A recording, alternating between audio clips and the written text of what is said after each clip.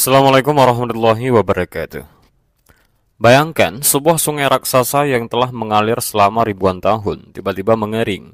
Dari dasar sungai itu muncul sesuatu yang selama ini hanya terdengar dalam nubuat, gunung emas. Sebuah hadis Nabi Muhammad yang dulu dianggap simbolik kini terasa begitu nyata. Apakah kita sedang menyaksikan salah satu tanda besar menjelang kiamat? Sungai Eufrat, saksi bisu peradaban Mesopotamia, tempat kelahiran banyak nabi dan raja besar, kini surut. Gambar satelit, laporan geolog, dan penemuan arkeologis mulai membuka tabir sesuatu yang menggetarkan dunia. Mungkinkah sabda Nabi Muhammad SAW 1400 tahun yang lalu kini sedang terjadi? Dalam video ini kita akan menyusuri jejak hadis, tafsir para ulama, nubuat dari kitab-kitab samawi lainnya, hingga teori konspirasi yang mengguncang dunia modern. Apakah gunung emas itu nyata? Apa yang akan terjadi jika dunia benar-benar menemukannya? Dan yang lebih penting, siapkah kita menghadapinya? Hampir-hampir sungai Eufrat akan surut dari airnya, lalu akan tampak sebuah gunung emas. Maka orang-orang akan saling membunuh karenanya. Maka dari setiap 100 orang akan terbunuh 99, dan setiap dari mereka berkata, mudah-mudahan aku yang selamat dan mendapatkannya. Hadis riwayat Muslim nomor 2894. Rasulullah telah menyampaikan banyak tanda-tanda menjelang kiamat. Namun salah satu yang paling menggetarkan adalah sabda beliau tentang sungai besar yang akan mengering dan menyingkap gunung emas. Sungai itu bukan sungai biasa, melainkan sungai Eufrat, yang dalam sejarah dikenal sebagai pusat peradaban manusia pertama. Hadis ini bukan hanya satu atau dua riwayat. Tercatat dalam beberapa kitab hadis sahih, di antaranya Sahih Muslim, Sunan Abu Daud, Musnad Ahmad, Sunan Ibnu Majah. Artinya, para ulama sepakat bahwa ini bukan hadis lemah atau rekaan, melainkan peringatan yang sangat serius dari Rasulullah. Sungai Eufrat mengalir dari wilayah Turki, melewati Suriah dan berakhir di Irak. Dalam sejarah, sungai ini menjadi pusat pertanian, perdagangan, dan lainnya peradaban kuno seperti Babilonia dan Sumeria. Maka ketika Nabi menyebut sungai ini secara spesifik, itu bukan tanpa makna. Ia adalah simbol kekuatan, kelimpahan, dan potensi kekayaan. Namun keindahan ini akan berubah menjadi fitnah besar di akhir zaman. Sebahagian besar para ulama menafsirkan gunung emas ini secara harfiah, yakni emas sungguhan yang berada di dasar sungai, dan akan tampak ketika sungai itu surut. Sementara sebahagian lainnya membuka kemungkinan bahwa ini adalah simbol dari kekayaan luar biasa, seperti minyak bumi, uranium, atau sumber daya lain yang akan memicu perang besar. Namun yang pasti, isi hadis ini menyatakan akan terjadi perebutan besar-besaran, akan terjadi pembunuhan masif, 99 dari 100 orang tewas. Rasulullah melarang umat Islam untuk memperebutkannya, sebagaimana dalam riwayat lain, barang siapa yang menyaksikannya, maka janganlah ia mengambil sesuatu pun darinya. Hadis riwayat Muslim. Mengapa Rasulullah melarang mengambil emas itu? Larangan tersebut bukan hanya soal kepemilikan, tapi karena fitnah besar akan terjadi. Manusia dibutakan oleh harta, kemudian perang, darah, dan kehancuran akan menyertainya, dan bisa menjadi salah satu pemicu kiamat atau tanda besarnya. Inilah peringatan keras bagi umat Islam agar tidak tergoda oleh kekayaan yang bisa menghancurkan mereka. Hadis ini bukan cerita fiksi, ini adalah nubuatan dari manusia yang paling jujur, Rasulullah. Dan kini sungai Eufrat mulai mengering secara nyata karena perubahan iklim dan aktivitas manusia. Umat Islam mulai bertanya-tanya, apakah waktunya sudah dekat? Apakah kita sedang melihat nubuat itu menjadi kenyataan? Hadis tentang gunung emas di sungai Eufrat telah menjadi perhatian para ulama sejak zaman sahabat hingga ulama kontemporer. Mereka memberikan pandangan yang kaya dan beragam. Sebahagian mengambil makna harfiah, sebahagian simbolik, dan sebahagian lagi mencoba mengaitkannya dengan peristiwa geopolitik dan sumber daya modern. Lalu, apa saja penafsiran para ulama besar terhadap hadis ini? Yang pertama, tafsir harfiah. Gunung emas benar-benar akan muncul. Banyak ulama memahami hadis ini secara literal. Mereka meyakini bahwa akan ada emas sungguhan dalam jumlah yang sangat besar di dasar sungai Yufrat dan akan tampak saat airnya benar-benar surut. Beberapa pendapat ulama yang pertama adalah Imam Nawawi dalam Syarah Sahih Muslim. Makna dari gunung emas adalah gunung yang benar-benar terdiri dari emas.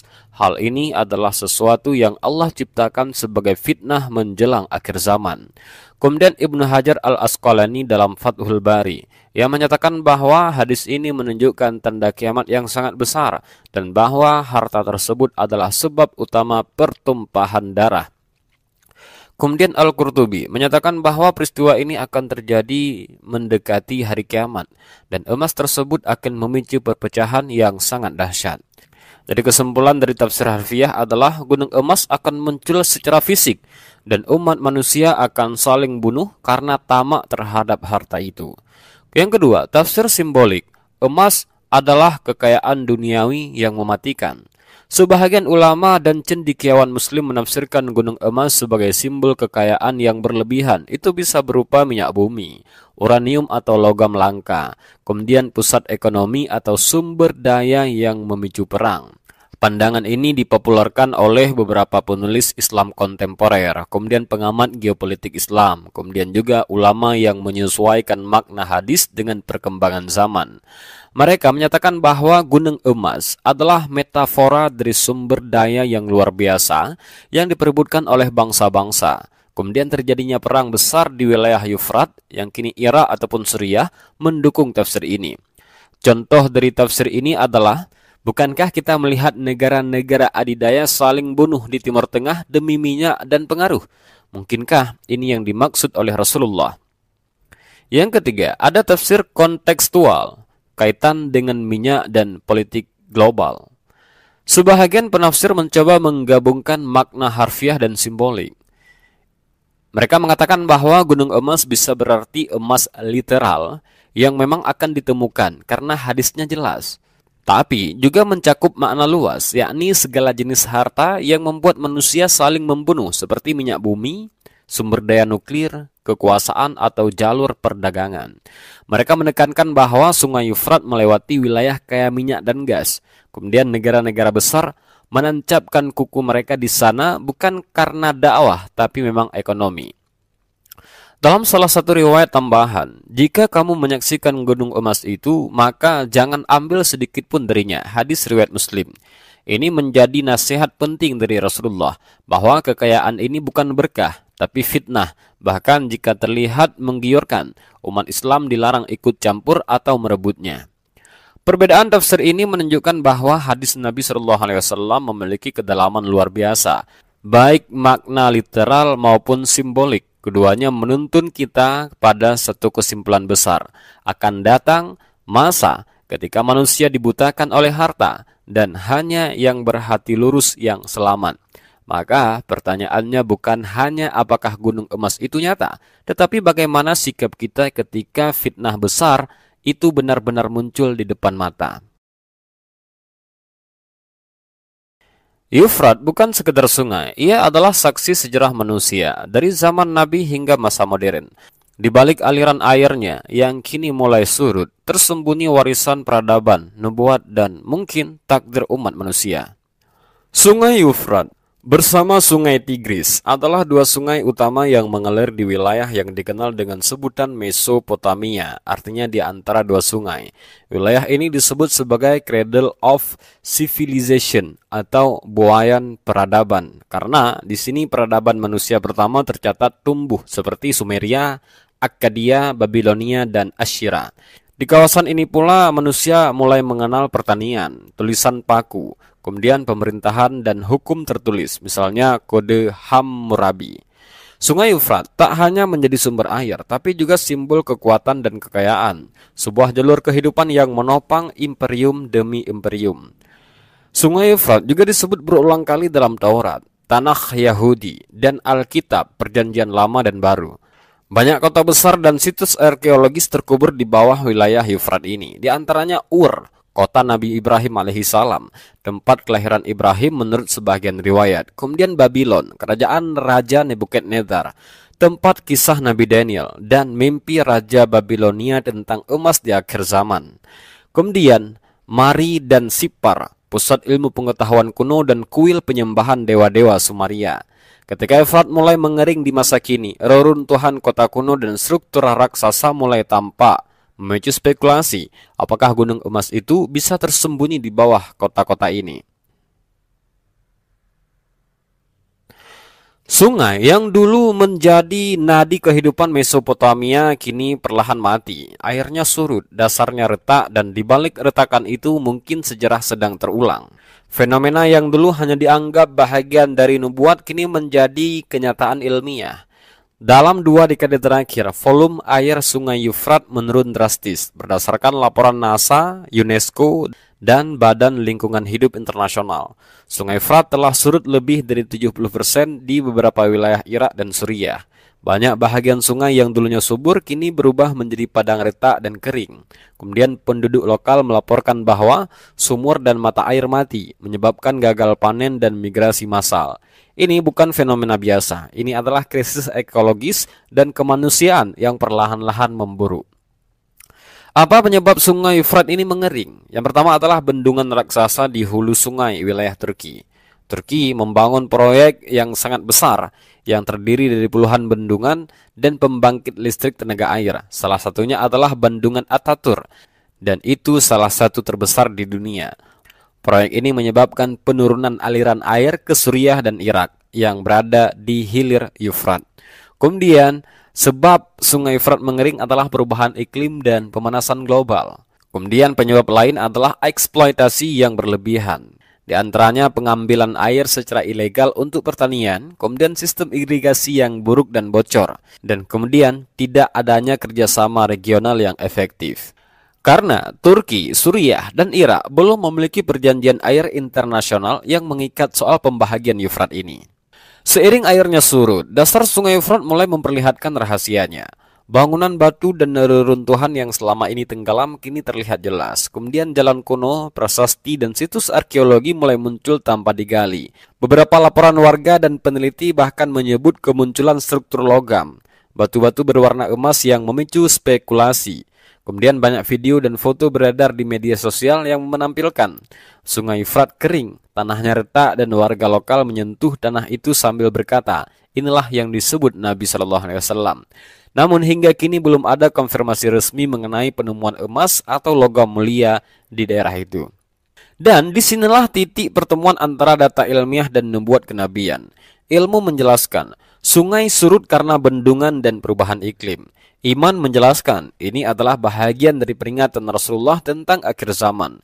Dan keduanya tidak saling bertentangan, sebaliknya saling menguatkan. Rasul tidak pernah mengatakan, tiba-tiba sungai itu akan surut. Yang beliau katakan adalah Sungai Yufrat akan surut dari airnya. Dan itu memang yang sedang terjadi. Kini dunia mulai menyaksikan bagaimana nubuat itu mulai menganga perlahan. Sungai yang pernah menjadi pusat peradaban kini mulai menunjukkan wajah akhir zamannya. Air surut, tanah retak, rahasia terbuka. Apakah kita akan menemukan emas atau justru membuka pintu fitnah yang lebih besar? Ketika air menghilang, sejarah berbicara. Dari dasar Sungai Yufrat yang mengering, bukan hanya lumpur yang muncul, tapi jejak-jejak masa lalu yang mungkin menyimpan petunjuk tentang nubuat besar Rasulullah. Sejak air Sungai Yufrat mulai surut drastis dalam beberapa dekade terakhir, dasar sungai mulai membuka misteri yang selama ini terkubur. Tim arkeolog dari Irak, Suriah, Jerman, dan Prancis melaporkan sejumlah temuan yang luar biasa, di antaranya reruntuhan kota kuno yang selama ini ribuan tahun tertutup air. Kemudian tempat ibadah kuno, altar persembahan dan pilar-pilar batu. Kemudian tulisan paku Sumeria, simbol-simbol Babilonia, serta struktur yang belum bisa diidentifikasi secara pasti. Kemudian artefak logam, sebahagian besar sudah korosi, tapi bentuknya unik dan belum semua diteliti secara terbuka. Temuan-temuan ini membuka kembali peta peradaban Mesopotamia dan membuktikan bahwa dasar Yufrat memang menyimpan kekayaan arkeologis yang luar biasa. Beberapa kota kuno yang diperkirakan muncul kembali saat air surut antara lain adalah Keban dan Samat Hoyok di Turki. Situs ini dulunya dikubur akibat pembangunan bendungan. Kini karena penurunan debit air, Sebahagian struktur muncul kembali ke permukaan, menunjukkan bekas fondasi rumah, kuil, dan dinding batu besar. Kemudian kota Zakiku, Irak. Pada 2002, saat bendungan Mosul mengalami penurunan drastis, sebuah kota besar dari zaman Kekaisaran Mitanni, kurang lebih 1400 sebelum Masehi terungkap. Kota ini memiliki bangunan bertingkat, sistem penyimpanan gandum, kemudian dinding bata yang masih utuh. Penemuan ini menggemparkan dunia arkeologi. Beberapa peneliti menyebutkan bahwa struktur kota dan kekayaan benda yang ditemukan menunjukkan kekuatan besar yang pernah berdiri. Mungkin inilah simbol dari gunung emas yang diceritakan dalam hadis. Kemudian, apakah benar ada gunung emas? Sampai saat ini belum ada bukti ilmiah yang mengkonfirmasi adanya gunung emas literal di dasar Eufrat. Namun, ada beberapa peristiwa dan laporan yang mencurigakan. Warga lokal melaporkan kilauan logam di dasar sungai saat air surut. Kemudian laporan tak resmi menyebutkan adanya aktivitas militer tertutup di beberapa titik sungai, khususnya wilayah Suriah dan Irak. Kemudian penambang ilegal dan pemburu harta mulai berdatangan, berharap menemukan harta tersembunyi. Kemudian di media sosial banyak yang mulai berkata, hadis Nabi benar, emas itu sedang muncul. Meski belum bisa dibuktikan secara akademik, emosi publik dan suasana fitnah mulai terasa. Kemudian konspirasi. Mengapa banyak temuan tidak dipublikasikan? Beberapa pengamat menduga adanya pengendalian informasi terkait temuan di dasar sungai. Pemerintah dan militer setempat sering menutup area penemuan dengan alasan keamanan nasional. Kemudian tim-tim arkeolog asing dilarang merekam dan menyebarkan semua temuan secara bebas. Kemudian teori yang berkembang, apakah ada sesuatu yang lebih dari sekedar batu dan reruntuhan? Sebahagian menyebut bahwa negara besar seperti AS atau Israel telah mengerahkan teknologi pencitraan bahwa tanah untuk mencari sumber daya atau artefak kuno yang sangat berharga. Apakah itu emas literal atau warisan teknologi kuno? Dunia belum tahu. Satu hal yang pasti, fitnah telah dimulai. Ketamakan manusia mulai muncul. Video viral memancing ketakutan dan ambisi. Kemudian, sebahagian mulai berpikir, bagaimana jika aku yang menemukannya? Padahal dalam hadis Nabi telah jelas peringatan, barang siapa yang melihatnya, maka janganlah ia mengambil sedikit pun darinya. Fitnah emas ini tidak hanya fisik, tapi juga spiritual, menguji keimanan dan kesabaran. Penemuan arkeologis dari dasar sungai Eufrat menunjukkan bahwa nubuat itu bukan mitos kosong. Ia memiliki akar sejarah, geografi, dan kini realitas. Namun apakah gunung emas itu akan ditemukan dalam waktu dekat? Atau apakah fitnahnya justru telah mulai tanpa kita sadari? Di balik pengeringan sungai kuno, ada tangan-tangan tak terlihat. Di balik reruntuhan yang terangkat, ada mata-mata yang mengintai. Siapa yang sebenarnya memburu gunung emas di sungai Eufrat itu? Sungai Eufrat bukan hanya kaya secara sejarah dan spiritual, tetapi juga memiliki nilai strategis yang luar biasa. Ia mengalir melintasi wilayah konflik Turki, Suriah, dan Irak. Kemudian berada di kawasan yang mengandung minyak, gas, dan logam langka. Kemudian di dekatnya terdapat reruntuhan kota kuno, potensi arkeologis yang bisa mengguncang dunia. Itulah sebabnya banyak pihak meyakini bahwa perburuan terhadap sesuatu yang besar di Eufrat telah berlangsung secara diam-diam sejak lama. Kemudian, beberapa laporan menyebutkan bahwa satelit mata-mata AS dan Israel sering melakukan pemantauan geologi dan termal di sekitar lembah Eufrat. Citra satelit menunjukkan adanya penggalian misterius di wilayah terpencil. Kemudian ada sinyal anomali bahwa tanah yang menunjukkan struktur logam besar atau simpanan mineral. Kabar ini tidak pernah dikonfirmasi secara resmi, tapi sering bocor dari laporan intelijen. Pertanyaannya, apa yang mereka cari? Apakah benar ada gunung emas atau sesuatu yang lebih besar dan berbahaya? Dalam komunitas konspirasi internasional ada teori bahwa di bawah tanah Eufrat tersimpan teknologi kuno dari peradaban sebelum Nabi Nuh alaihi salam. Disebut juga sebagai Advanced Ancient Civilization yang terkubur setelah banjir besar. Illuminati, Freemason, dan kelompok elit global berusaha menggali dan menguasai teknologi ini. Teori ini mengaitkan antara penemuan struktur logam raksasa, kemudian artefak dengan simbol okultisme yang disebut mirip lambang organisasi rahasia, kemudian misteri Babel dan Nephilim yang juga berlokasi di sekitar Mesopotamia. Teori ini menyatakan bahwa gunung emas bisa berarti pusat kendali kekuasaan global, bukan sekedar harta. Perang di Irak dan Suriah yang selama ini dikatakan untuk melawan terorisme oleh sebahagian pihak dianggap hanya kedok. Ada pihak yang percaya CIA dan Sekutu Barat menargetkan wilayah arkeologis dan jalur air. Militer AS pernah menggali kawasan Mesopotamia yang sebelumnya dilarang dijamah. Kemudian banyak artefak Babilonia hilang misterius saat invasi AS ke Irak tahun 2003. Bahkan ada desas-desus bahwa penemuan penting dibawa keluar diam-diam ke markas rahasia. Sebahagian peneliti independen menyebutkan apa yang mereka ambil bukan hanya emas, tetapi kunci masa depan kekuasaan dunia. Dalam konteks ini, hadis Nabi terasa semakin relevan. Orang-orang akan saling membunuh karenanya. Dari setiap 100 orang, 99 akan terbunuh. Bukan hanya orang biasa yang akan berebut, tapi negara-negara besar, organisasi rahasia, dan elit global. Mereka rela mengorbankan jutaan nyawa demi menguasai harta dan rahasia yang terkubur di balik tanah Yufrat. Inilah puncak dari fitnah akhir zaman. Mungkin kita tak pernah tahu pasti siapa yang bermain di balik layar. Tapi satu hal yang jelas, Sungai Yufrat bukan lagi sekedar sungai. Ia adalah medan perang spiritual, sejarah, ekonomi, dan politik global. Di sanalah garis pertempuran ditarik, dan di sanalah manusia akan diuji apakah tunduk pada harta atau pada kebenaran. Emas bukan selalu emas. Dalam dunia modern, emas hitam lebih diperebutkan daripada logam kuning. Lalu mungkinkah maksud Nabi tentang gunung emas sebenarnya adalah minyak? Hadis Rasulullah yang berbunyi, hampir saja sungai Yufrat akan surut airnya, lalu akan tampak gunung emas dari bawahnya. Maka apabila orang-orang mendengarnya, mereka akan pergi kepadanya, dan orang yang berada di dekatnya akan berkata, seandainya aku termasuk orang yang pertama kali mengambilnya, maka mereka akan saling membunuh karenanya, dan dari setiap 100 orang 99 akan terbunuh. Hadis riwayat Bukhari dan Muslim. Hadis ini menimbulkan perdebatan di kalangan ulama dan penafsir modern. Apakah gunung emas itu harus dimaknai secara literal, ataukah itu simbol dari kekayaan besar yang muncul ketika Yufrat mengering? Di era modern muncul satu tafsir menarik. Gunung emas adalah minyak bumi ataupun emas hitam.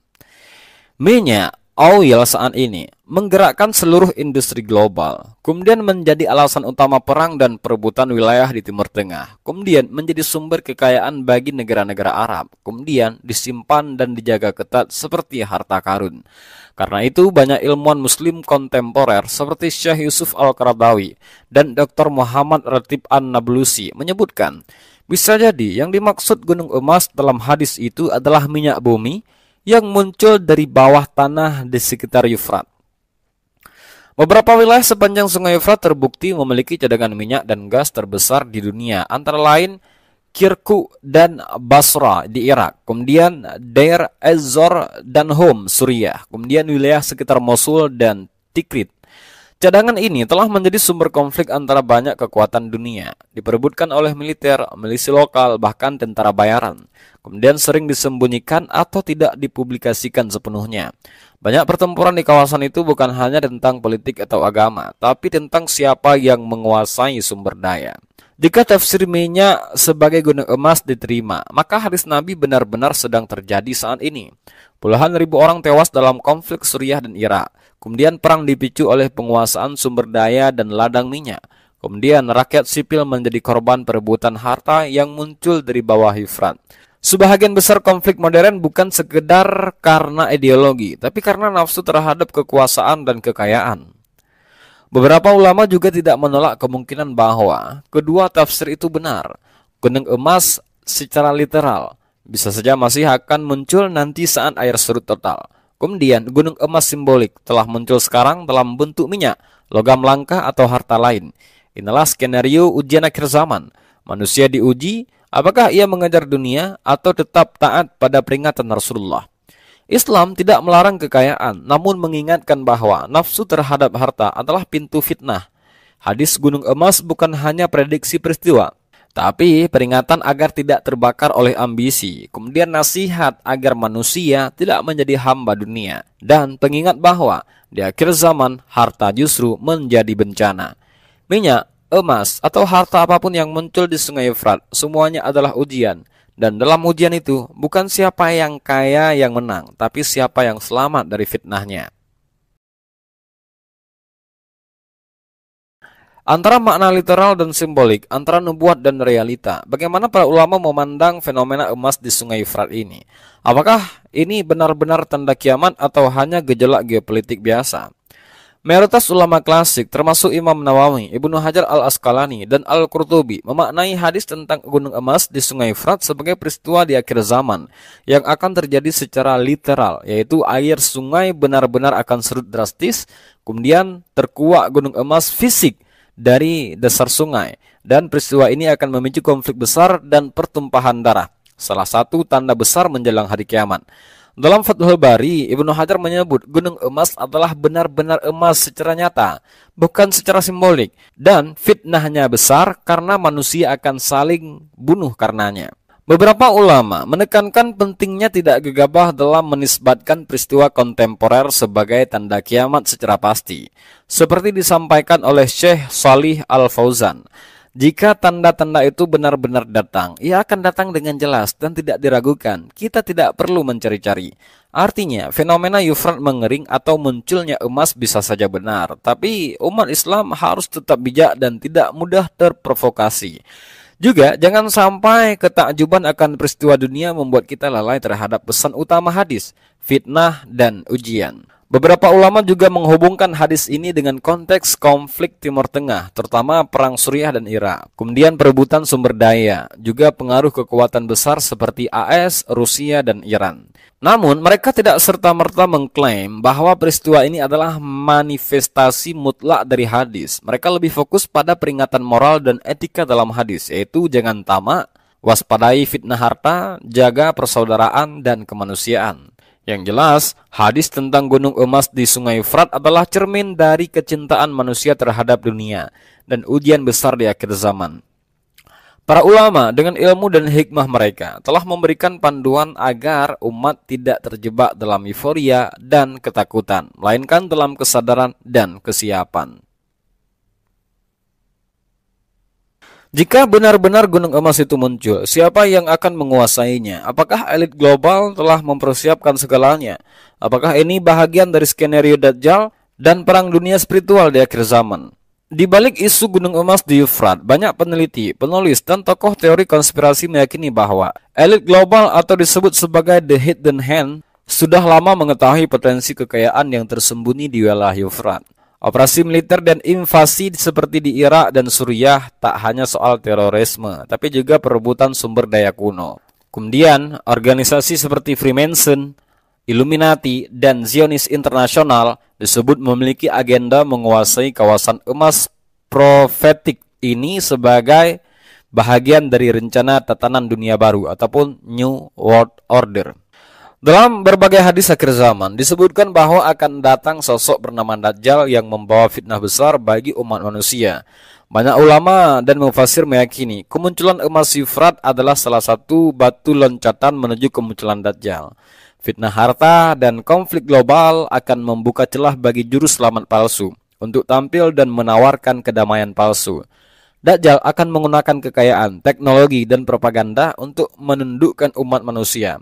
Akan datang kepada manusia masa-masa penuh fitnah, di mana orang-orang beriman di pagi hari bisa menjadi kafir di sore harinya. Hadis riwayat Muslim.